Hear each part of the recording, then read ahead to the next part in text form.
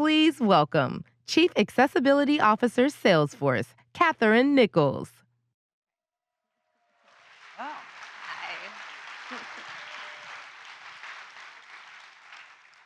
Good afternoon, everyone. Thank you for being here. I have the pleasure of introducing our today's guest. He's a Hollywood icon, actor, producer, director, New York Times best-selling author, and a philanthropist.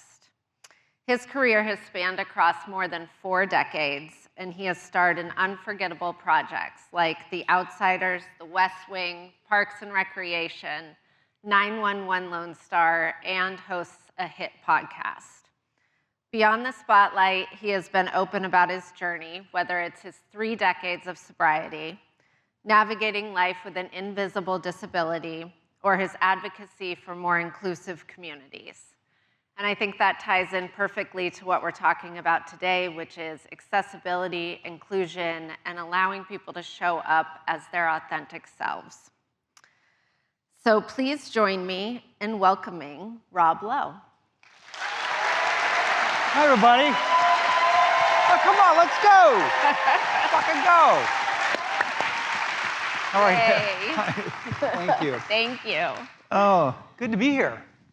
Is this your Super first excited. Dreamforce? This is the Super Bowl of tech conferences, they tell me. It really is. So I'm psyched. Is it your first Dreamforce? It is. Welcome. Thank you. As What long as a I'm better than thrill. Matthew McConaughey. That's all I care about. Well, this is my 19th Dreamforce, so if you need a Wow. tour, I'd be happy to show you around Fantastic. anytime. I would love that. That's great. Great. So something about you that not a lot of people know about, I didn't know about it until recently, is that you are deaf in one ear. And Stone deaf. Stone deaf. Stone deaf in my right ear, have been since I was born. I mean, well, they think I had the undiagnosed mumps. It's like having scurvy. It's like a pirate thing. It's like mumps. Who gets it? So I have no hearing on this side, which is why I was super focused on where we would be sitting. Yes. Because I always need to be on this. So like in movies and TV shows, I always have to be on certain sides of people when I'm walking. Like I put that phone up to my ear, because I never put the phone up to this ear, like I'll miss my ear. It's like really insane stuff that goes on. But I've just figured out how to live with it, and I don't know any differently, so that's the blessing of it. Right, that makes sense. Yeah, I just wish for once I could hear Dark Side of the Moon with headphones on, just one night. Switches. Yeah, God damn it. They say it's great. You'll never know. Yeah.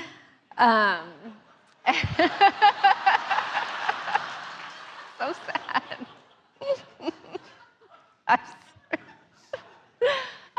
Have you ever used any assistive technology to help you bridge gaps for accessibility? Of course, my vanity and narcissism have prevented me from ever wearing a hearing aid. No, but that won't work for me, actually, because it's nerve dead. So the hearing aid would only make this, which I apparently have super hearing on this side, they tell me. But yeah, I host a show now called The Floor, which is a big game show on Fox. Yeah. Well, Floor fans? Super fun, right? Yeah, I love it. It's such an addictive game. But when I do that, because it's kind of like being an air traffic controller, you have to pay attention to the gameplay, who's made what money, you know, how much time they have. All that stuff's being fed with an earwig. And so that's super helpful, but it's really, really kind of having people in your head where you're trying to do your thing is a challenge. Yeah, I can imagine. Yeah. It's a little chaotic. It's very chaotic, yeah. So I listened to your podcast. Thank you. Literally, with Rob Lowe. Thank you. I think my wife is on this week. Oh, cool. Which is, by the way, the audience favorite. Yeah. I'm like, really? Yeah, that's... Everybody, they want Cheryl Lowe? Great, I can do that. She's a very cheap guest, costs nothing. Yeah, that's true. I love the name, by the way. I'm a huge Parks and Rec fan. Thank you. I binge watched it with my older daughter during COVID, so you brought a lot of joy to that time. I'm very proud of Parks and Rec. Yeah. Thank you. It's huge. Thank you. It was a great great group of people. Everybody loved each other, and it was like you'd come home at the end of a long day and go, I didn't do anything today. I just hung out with my buddies and had fun. Yeah. It was great. Had a good laugh. Yeah. That's awesome. So with your podcast, you strike me as someone who is really curious about how the world changes and adapts. And when you look back, are there examples how technology has evolved over the years to better support you or others in the industry? Well, we're all living, obviously, in a world where technology is advancing so quickly. And everybody is trying to find their place in it. And one of the things that I find myself being really interested in and wanting to help in whatever way I can is preparing people for what AI is going to mean to their lives. And in leading with hope and optimism as opposed to confusion and fear. And, I have, my sons are both early 30s. They're established-ish. So, it'll be whatever it's going to be for them. But then, like, I have nieces and nephews, and their world will be unrecognizable to ours. And I just believe that it is the shakeout. We all know is going to be really challenging, but there are always going to be winners. Always, always, always, always. And if I'd have known early on in my acting career when I started what the odds were, I don't know how I would have coped, what I would have done, but I had the sense of like, well, somebody's got to do it. Why not me? And that's kind of what I feel about where we're going in terms of technology, is that there are going to be new opportunities, new businesses, things unimagined. And if you come to it in a faithful place as opposed to a fearful place, you're going to be way ahead of everybody else. So that's my that's sort of what I actually spend a lot of time thinking about, because things are changing so much. They're so fast. Yeah. Well, you've really approached reinvention throughout your career, and you seem to me to be someone who embraces change. Right. How did you go about the reinvention through each stage? Well, my business is very fickle, and it just chews people up and can spit them out. And I think that longevity is something one of the things I'm most proud of, and I think I'm fundamentally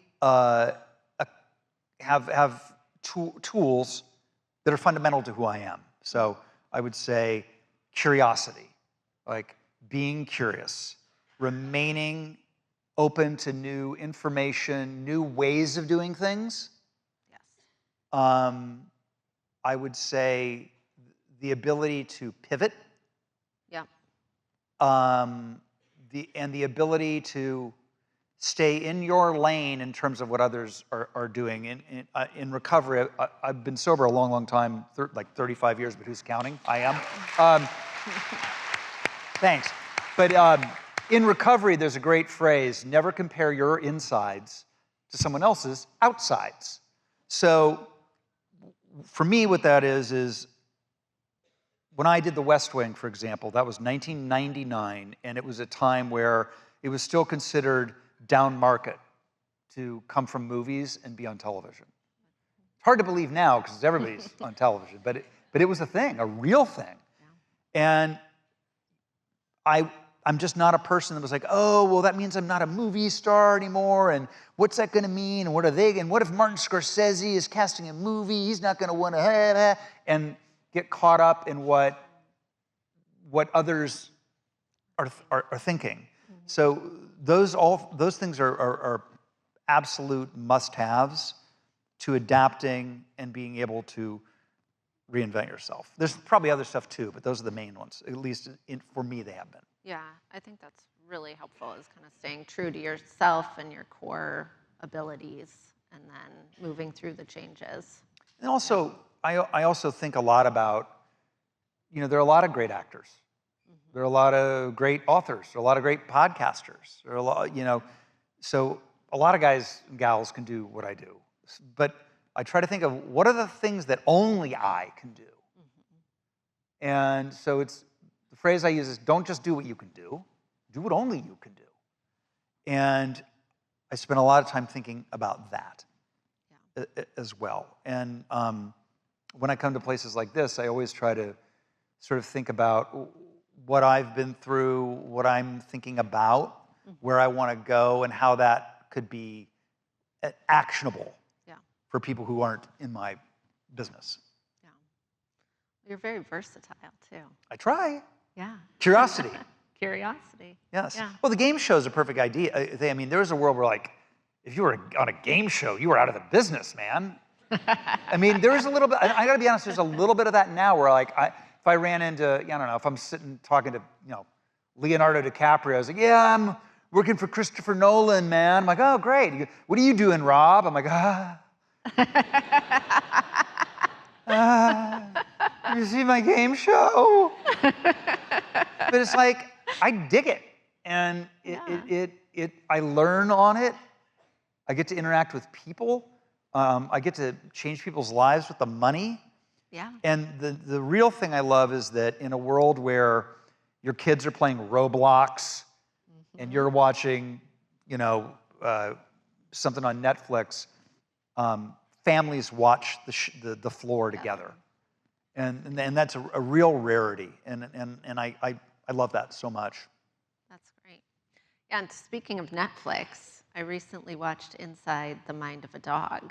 Yes. And it's a documentary about the scientific and emotional insights of our beloved dogs, including service dogs. And my father was paraplegic, and he utilized a wheelchair and had service animals throughout his life, Wow. service dogs. And so to watch this and see the science and the rigor behind that training was so cool. Wasn't that amazing, the service dog training? Yes. I mean, of course they have training, but it had never occurred to me until I did this documentary what that's like. And now some of them don't make it. I know. My dad had one that didn't make really? it. And he was you want to so see sweet. sad? Yeah. A service when they tell the service dog, sorry, Didn't make it. you didn't make it. What drew you to doing this project? I love dogs. I've got 6 of them. Wow. Apparently, don't tell anybody I'm breaking a California statute. If you have more than 5, you have to have a kennel license, apparently. Really? I didn't know Yes. that. Okay. I have 6 dogs, love my dogs. And again, curiosity. I was super interested I love documentaries, and I was really interested in the area when they came to me. And it's performed really well. People like it. Yeah, it's really Fun, fascinating. yeah. It is fun. And you've also been involved with the Global Down Syndrome Foundation's Be Beautiful, Be Yourself fashion show. Yeah, that's what right. drew you to that, and what did that experience mean to you? First of all, they know how to walk the runway. I mean, that was the best. And I've worked a lot over the years with charities for people with intellectual disabilities, whether it's Best Buddies is a big one for me. I've been an ambassador for them for forever. And that's through my relationship with Maria Shriver, who's going to be in one of these chairs, I think, tomorrow. And, being able to give back. And again, everybody says giving back, and we all love it. That's great. The part of it for me is the connection with people that I might not otherwise come across. Yeah. And being able to be inspired by the courage of people who face a kind of adversity that would be unimaginable to me. Mm-hmm. And so I always come away so much more pumped up and so much more full that I'm the one who gets everything out of it, I feel like. Gives you a totally different perspective. Yeah, 100%. Yeah. And then you mentioned this before, but speaking of causes you've been connected to, you've been open about being sober and having 30 plus years of sobriety. Yes, again. Thank you. I'll take the applause. Why not? I'm not too Hard proud. work. Yeah. I'm also sober, and we have a community here at Salesforce. It's a subset of Ability Force. Oh, wow, that's great. Awesome. Yep, Sober Force. And it provides community and connection for those who are sober or sober curious. That's amazing. That's great. Yeah. Next year, I got to come to that. That would be wonderful. Yes. You have a sober mix and mingle, All right, whole next thing. year. Yeah. 100%. What do you do to help foster connection and community in your own life or for others who are? It's my favorite thing to do. Yeah. Is to talk to folks who are interested in, struggling with drug, alcohol, any type of addiction, and because it's all the same. Addiction is the same regardless of whether it's gambling, sex, food, Yep. alcohol. It's all the same. And again, no matter what walk of life, what you do, what you've accomplished, where you live, the minute you get in a community like that, you're just like everybody else. Yeah. And today was so much out there that wants to divide us or does divide us. Anything that brings people together, I'm a big fan of. So, but I particularly like working with adolescents because my days of parenting are kind of over. And so anytime I get my hands on a 16-year-old who's, starting, because the other thing is those kids all have to figure out their relationships with drugs and alcohol. That's part of growing up. And everybody is going to fall and do too much, and it doesn't mean you have a problem, but and I'm not talking out of school. My son is very open about it. My son has got almost 8 years sober now. Oh, okay. But I knew he was one of us for the time. Right. I was like, oh yeah, buddy. Yeah, sure. You just be like, oh, glug. And so being able to talk to other parents about it, because it's hard. It's really, really, really hard to raise teenagers. It's really hard. Male, female, doesn't make any difference. Towards the end of it, I was like, you ever see those running backs who get an open field and they're just ripping and they weave their way through the field and finally they get to the 5-yard line and they almost fall over? That's what I felt like raising kids. I was like, it was almost at the end zone. Yep. And I was like, Uncle, I give. Yes. Because they just. I got 3 teenage daughters, so I hear you. I hear you It's a very loud and siege. clear. I'm not sure I'm going to make it. It's a siege. Yeah. But now, of course, that it's over, I miss it. So anytime Right. I can help adolescents. I love being able to do that. That's wonderful. Yeah, I appreciate Because it's that. the best life ever, being in recovery. Yeah, agreed. It's the great, because the very things that make us, what's the word I'm looking for? Great addicts can also make you great in recovery. And I'm a big believer that our flaws are also our superpowers, if they're harnessed in the right direction. And that's really true in recovery, because I'm selfish, I'm competitive, self-centered is the same thing, right? Because I get a lot of that. So yeah, so Doubling up on it. yeah, double. I got it, double barrels. So that kind of thinking keeps me sober. Yeah. Like, I'm not giving up my days for anybody. I can relate to Right? that. So yeah. it's all about how you manage your your flaws. Yes. Into your superpowers. Into your superpower, yeah. I love that. So overall, looking across your career, you've navigated this invisible disability, embracing emerging technologies, you explore various genres and platforms, and how have these experiences shaped your views on inclusion, empathy, and the power of storytelling? Listen, it's our greatest gift as humans, is the ability to communicate and tell stories. And I will always say that storytelling is the most important thing ever, because the first caveman that said, hey, that lake's got a crocodile in it or whatever, that was a very important story for his tribe. And those who didn't know how to tell that story paid the consequence. It's over there, it's kind of that other thing, and then the other guy told the story in a great way. Like, when you really think about it, it's funny, but it's true. And more than ever, because we're able to tell stories on so many different platforms and in so many different ways, with so much outreach, it's more important than ever. So I feel like it's a huge honor to be a storyteller. I do it in my books, I do it in the podcasts, I do it in things like this, and I try to embolden people to follow their own superpower. Yeah. And I'm a big believer in apprenticeship. Oh, okay. And I'm a big believer in finding people that you admire and shadowing, being near them, listening to them, learning from them. Yeah. So much is now, I mean, it's like if I could like spend an hour learning from ChatGPT and an hour learning from a human being, like that would be the ideal day. From both. For both, oh yeah, both. Oh yeah, both. Okay. 100%. Yeah. Yeah. It's relatable. Yeah, I think you need both, and that's why bringing young folks up and having them be in your orbit to teach them is really important. Yeah, that's great. Who would you want to? If you're the apprentice, who's the? Oh wow, I mean, again, I'm super interested in this world that you all are living in.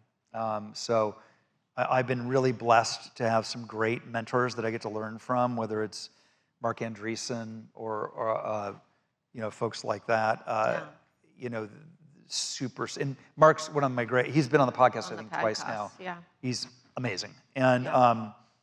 it's a world I came to with absolutely no knowledge, but with a huge amount of curiosity, and it's changed my life. And I want to be a part very much of where the world is going, because storytelling is going to be a huge part of it. Huge part. And so yeah, mentors are important no matter where or who you are. Yeah, I'd agree with that.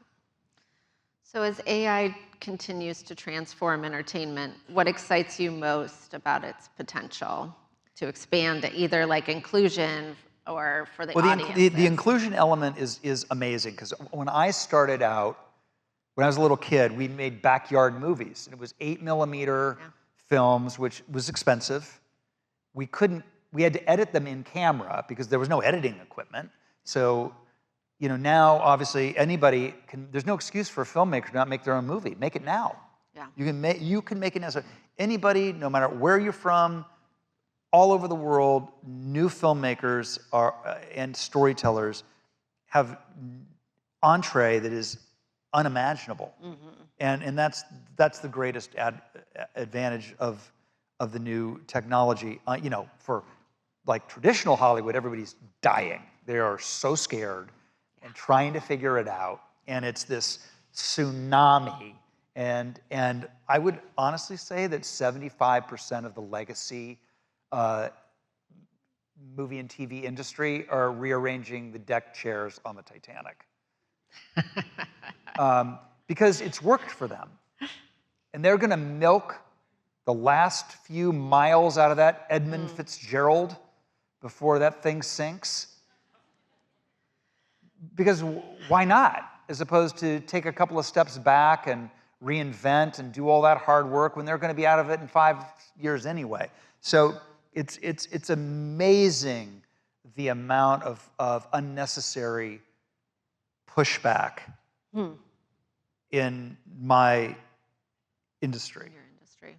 But there's also obviously a lot of things that we have to figure out, the rights issues, the licensing. I mean, all of that stuff needs to be figured out. But there are folks who are like no, as opposed to no. Sora can use me, but they're going to pay me X, Y. You know what I'm saying? Like there needs to be. It's like anything else. Why can't we just have dialogues? Like people have to be so entrenched in their camp, right? And there very much is an anti-AI tech bias in the artistic community. And it's like, listen, painters were worried when photography happened. You think about it, were they? And they go, oh, fuck, they were.